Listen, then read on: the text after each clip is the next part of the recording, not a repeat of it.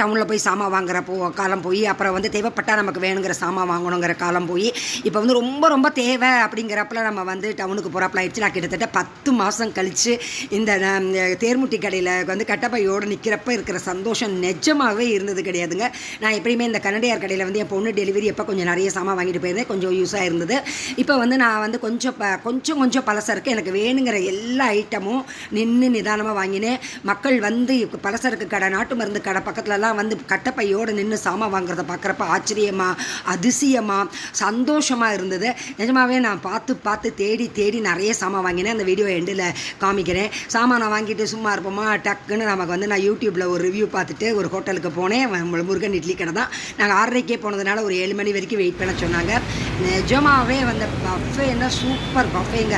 கிட்டத்தட்ட ஒரு 10 மாதத்துக்கு அப்புறம் நல்ல சாரமாக ஒரு சட்னியோட எல்லா வகையான டிஃபனையும் சாப்பிட முடிஞ்சது. நான் முதலே வந்து ஒரு 4 இட்லி உள்ள தள்ளிட்டேன்.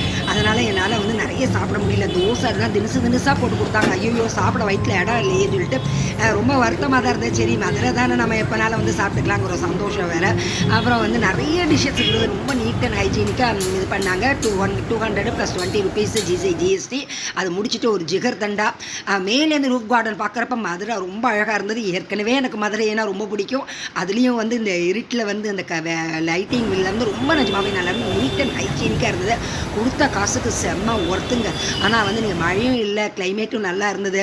நல்ல ஜிகர் தண்டா. ஆனால் நான் ஜிகர் தண்டா அன்லிமிட்டடாக கொடுப்பாங்கன்னு நினச்சேன். கரெக்டாக 1/2 கிளாஸ் தான் கொடுத்தாங்க. இனிமே ஓகே அப்படிங்கிறாப்புல இருந்தது. நல்லா என்ஜாய் பண்ணிவிட்டு எனக்கு வேணுங்கிற சாமான் அதெல்லாம் இன்றைக்கி வந்து வாங்கி தீர்த்துட்டேங்க. நிஜமாகவே வந்து இப்படி இன்றைக்கி வந்து ஒரு ஹாப்பியஸ்ட் டேன்னு சொல்லலாம். ஏன்னா வந்து நமக்கு ஒரு ஃபேவரேட் ஐட்டங்களை வந்து நம்ம டக்குன்னு நம்ம போய் கடையில் போய் வாங்குகிற ஐட்டம் இது சுகம் வந்து நம்ம ஒரு லக்ஸரியஸ் காரில் போய் ஒரு மாலில் வாங்குறதையோ அல்லது நம்ம வீட்டிலேயே உட்காந்துட்டு ஒரு மீஷோவில் ஆர்டர் பண்ணி வாங்குறதுலையோ இல்லைங்கிற சந்தோஷத்தை வந்து நான் நிஜமாகவே அனுபவித்தேன். நான் என்னென்ன சாமான் வாங்கினேன் தெரியுமா? எல்லாமே மணத்தக்காளி வத்தல்லேருந்து எல்லா வத்தல், ஃபேவரேட்டு இந்த 777 சேமியா, அப்புறம் வந்து இது ஜீரகம், பெருஞ்சீரகம்னு சொல்லிட்டு நிறைய மசாலா ஐட்டம், பெருங்காயங்க. நான் கட்டி பெருங்காயம் இது வரைக்கும் என் வாழ்க்கையில் வாங்கினதே இல்லை. ஆனால் என் மிளகாப்பொடிக்கு போட்டால் நல்லாயிருக்கும், நிறைய யூடியூப்பில் போடுறாங்க.